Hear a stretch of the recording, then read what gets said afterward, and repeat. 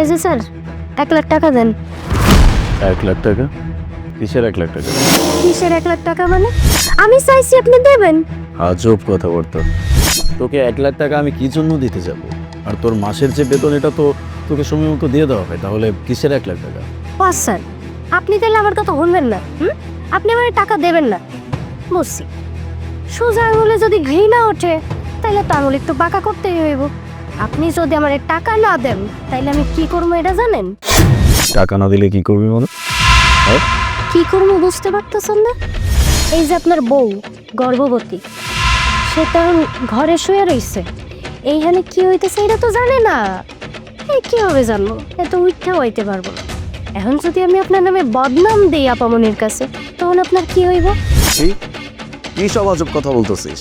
মানে তুই আমাকে বদনাম করবি? বদনাম করার মতো আজ পর্যন্ত তোর সাথে আমি কিছু করি নাই, এখনো করতেছি না, কখনো করবো না। আপনারই করতে কইছে কে? করবো তো আমি। আপামনি, আপামনি বাঁচান, আপামনি বাঁচান, আপামনি বাঁচান আমারে, আপামনি কি করতেছে দেখেন? আলে, তোমার হাতে ওর ওন্না কেন? তুমি কি করতেছিলে? আর তুমি কি পাগল হয়ে গেছো নাকি? আমি কেন কিছু করতে যাব? ও নিজে থেকে এরকম করতেছে, ইচ্ছা করে চিল্লাইতেছে, আর এই ওড়নাটা ও নিজে আমার হাতে দিয়ে দিছে। না না না আপামনি, সব মিথ্যা কথা কইতাছে। আপনি তো ঘরে শুয়ে রইছেন, এর ফাঁকে সারা মানে তুমি কি করতেছিলে? তুমি কি পাগল হয়ে গেছো? ও আমাদের বাসার কাজের মেয়ে, আমাদের ছোট বোনের মতো। তুমি এগুলো কি শুরু করছো? এগুলো কি করলে তুমি? এই তোমার মাথা ঠিক আছে? আমাকে তুমি চেনো না? একটা মেয়ে বলতেছে আর তুমি তার কথা বিশ্বাস করতেছো? আরে আমি তো বলতেছি যে আমি কিছু করি না। আরে এই যে তুই, তোর সাথে আমি কিছু করছি? হ্যাঁ, আরে ও আমার কাছ থেকে 1,00,000 টাকা চাচ্ছে এসে। আমি যখন বলছি যে 1,00,000 টাকা আমি তোকে কেন দিব, তোর যে মাসের বেতন সেটা তুই সময় মতো এমনিতেই পেয়ে যাস, তাহলে কিসের 1,00,000 টাকা দিব? ও তখনই আমাকে থ্রেট করতেছে যে ও আমাকে বদনাম করে দিবে, এই জন্য এরকম নাটক করতেছে। আল্লাহ গো, এইসব কি মিথ্যা কথা কইতাছে? আপামনি, আপামনি আপনি কোন আমি 1,00,000 টাকা দিয়ে কি করব? আমার তো 1,00,000 টাকা দিয়ে কোনো কাম নাই। আপনার জামাই আমার নামে সব মিথ্যা কথা কইতাছে। আপামনি সব মিথ্যা কথা কইতাছে। লজ্জা করে না তোমার? হ্যাঁ, তুমি এরকম একটা কাজ করতে পারলে? ও তো তোমার ছোট বোনের মতো, আমাদের বাড়িতে থাকে, কাজ করে ছোটবেলা থেকে। তাহলে এই কাজটা তুমি কিভাবে করলে? লজ্জা আমার করতেছে যে তোমাকে আমি এতদিন যাবৎ ভালোবাসতেছি, তোমার সাথে আমি সংসার করতেছি, যে এই মানুষটা আমাকে এখন পর্যন্ত চিনতেই পারে নাই। ঠিক আছে, সবার অনেক কথা বলার সুযোগ হয়ে গেছে, তাই না? সুযোগ আমি বের করতেছি। আমার বাড়ির প্রত্যেকটা জায়গায় যে সিসিটিভি ক্যামেরা লাগানো আছে, এটা হয়তো সবাই ভুলে যাচ্ছে। এই রুমেও কিন্তু সিসিটিভি ক্যামেরা আছে। সি তুমি একদম ঠিকই বলছো।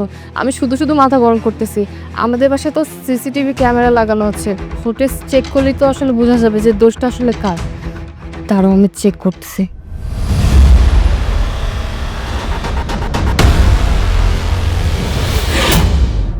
তুই তুই এত বড় একটা বাজে কাজ করতে পারলি? আমি শুধু শুধু আলিফকে ভুল বুঝছি, তোর জন্য আমার সংসারটা আজকে ভেঙে যেত। ছোটবেলা থেকে তোকে এই বাড়িতে আমরা রাখছি, তুই এই বাড়িতে খাচ্ছিস, এই বাড়িতে পড়তেছিস, কিভাবে এরকম একটা কাজ করতে পারলি? মাত্র 1,00,000 টাকার জন্য আমার সংসারটা ভেঙে ফেলতেছিলি। আমার ভাবতেও অবাক লাগতেছে, সেই ছোট্টবেলা থেকে যে মেয়েটাকে এই বাড়িতে কাছে রাখছি, নিজের বোনের মতো ভালোবাসছি, সেই মেয়েটা এখন আমাকে বদনাম করার জন্য উঠে পড়ে লাগছে। সি এই, কেন করলে এমনটা? তুই যদি আমাকে এসে এমনিতেই বলতে যে তোর 1,00,000 টাকা লাগবে, কোনো হেল্প লাগবে, আমি সত্যিই দিয়ে দিতাম, কারণ তোকে তো নিজের ছোট বোনের মতো ভালোবাসি। কিন্তু তুই যেভাবে আমাকে বলছিস, যে ওয়েট অবলম্বন করছিস, এটা আমার পছন্দ হয়নি। যাই হোক, ওই যে বললাম ছোট থেকে এখানে কাজ করতেছিস, এই জন্য তোর প্রতি একটা মানবতা আছে আমার। এই মানবতার খাতিরে আমি তোকে কিচ্ছু বললাম না, পরিচয় দিলাম না। আউট, বেরো। দাঁড়া, যা।